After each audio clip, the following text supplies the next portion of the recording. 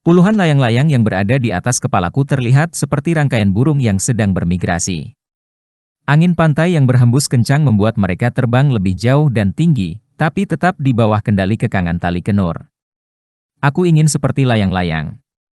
Walau beberapa orang yang kukenal mengatakan, hidup seperti layang-layang tidak sepenuhnya bebas.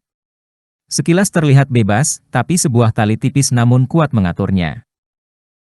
Tapi aku tetap ingin menjadi layang-layang yang terbang tinggi di langit Pangandaran yang cerah ini. Aku melihat sekeliling, pertengahan bulan Juli memang puncak liburan di mana-mana. Banyak wisatawan asing yang sedang bermain di pantai selatan ini.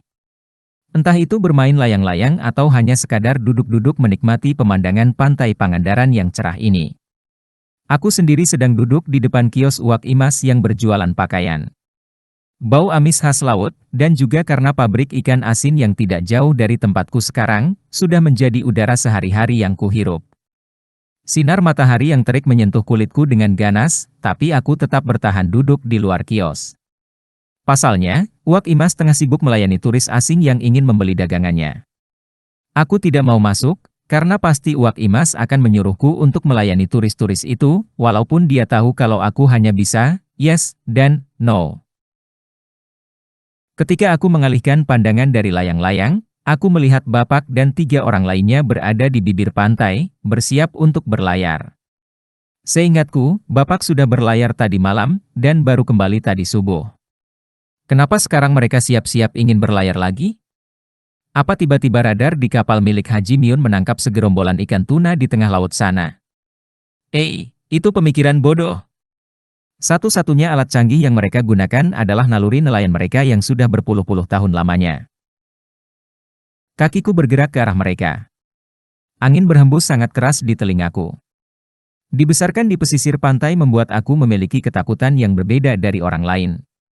Di saat orang lain ketakutan melihat keluarganya terombang-ambing ombak, aku merasakan hal yang jauh daripada itu. Aku takut membenci laut. Aku takut jika laut yang selama ini kuanggap teman, berbalik menjadi musuhku dan melenyapkan segala yang kucintai. Bagiku laut adalah rumah, dan rumahku adalah laut. Saat aku sudah berada dekat dengan bibir pantai, Bapak melambai padaku sambil tersenyum. Kulitnya hitam karena terbakar matahari, rambutnya sudah memudar, bukan karena uban tapi karena sering terkena air laut. Bapakku masih terlihat segar, meski wajahnya sudah dipenuhi keriput. Mata Bapak yang berwarna hitam pekat tampak bercahaya saat melihatku, seperti air laut yang memantulkan sinar matahari. Aku selalu suka Bapak yang tersenyum seperti itu, tapi entah kenapa kakiku bergetar melihat beliau sekarang. Bapak badai ke Laut Dewi, Bapak mau ngelaut lagi. Bapak meletakkan jaring yang baru selesai ia rapikan ke dalam perahu. Sanes, Jang. Ieu Pak Sudir ngajakmu seup, mempeung. Cuacana esae, enggak, Jang. Ini Pak Sudir ngajak mancing, mumpung cerah katanya. Ujang bade ngiring moal, Ujang mau ikut juga. Sejenak aku ragu dengan ajakan Pak Sudir itu. Tidak, bukannya aku takut laut, hanya saja, seperti ada yang mengganjal di hatiku. Jujur saja, perasaan seperti ini sudah sangat sering kurasakan, terutama saat melihat Bapak pergi berlayar tengah malam. Tapi tetap saja aku merasa asing dengan rasa takut ini. Seperti perahu di tengah badai, di tengah laut. Atau suai, atau maneh jaga kios Uwak baiklah, udah, kamu jagain kios Uwak MU sana. Aku tidak bisa menjawab kata-kata terakhir Bapak sebelum beliau naik ke atas perahu dan berlayar bersama 3 orang pria lainnya.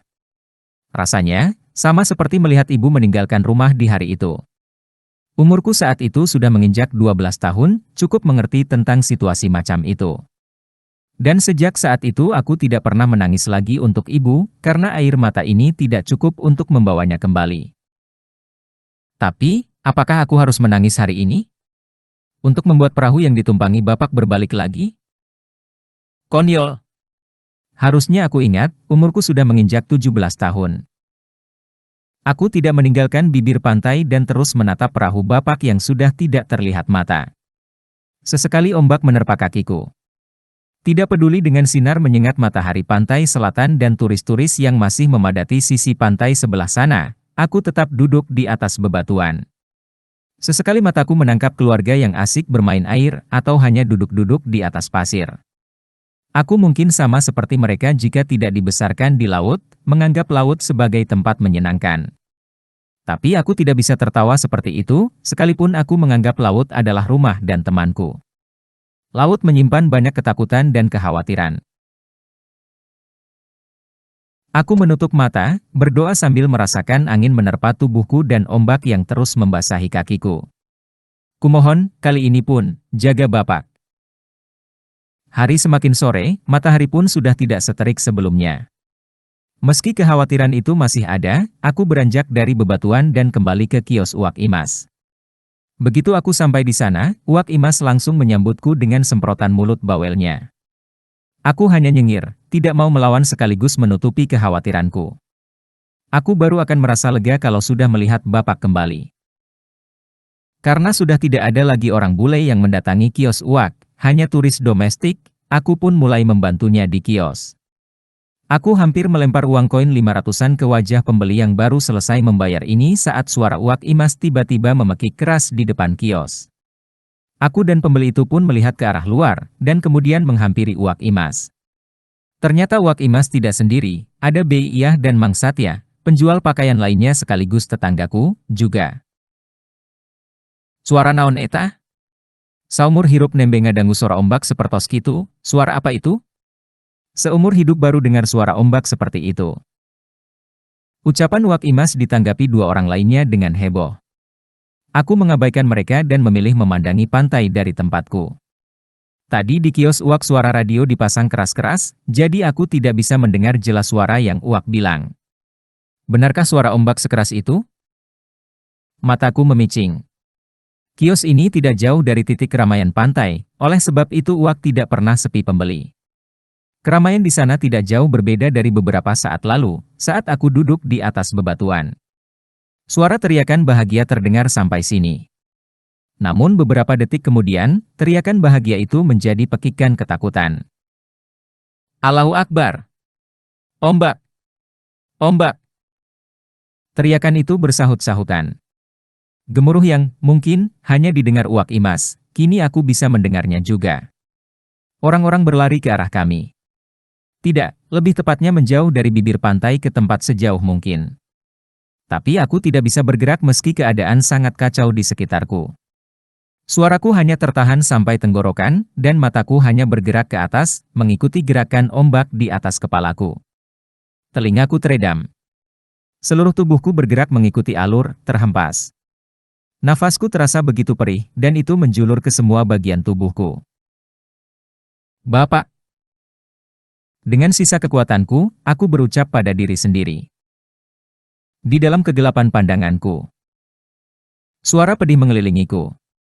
Bagai asap pekat yang menyesakkan dada, tidak mudah hilang meski aku meniupnya terus-menerus, tetap menyerang paru-paru, serapat apapun aku menutup hidung.